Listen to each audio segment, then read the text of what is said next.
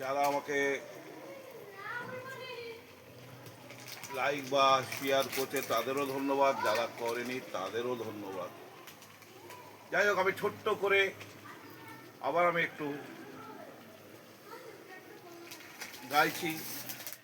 বাঁচিতে জীবন হিংসা করো না, পড়ো না লোভ অহংকারে, থাকিলে মিথ্যা ছল সঙ্গে কৌশল, থাকিলে মিথ্যা ছল সঙ্গে কৌশল, হবে না ঠাঁই দুই কুলে রে ওরে অধমরে।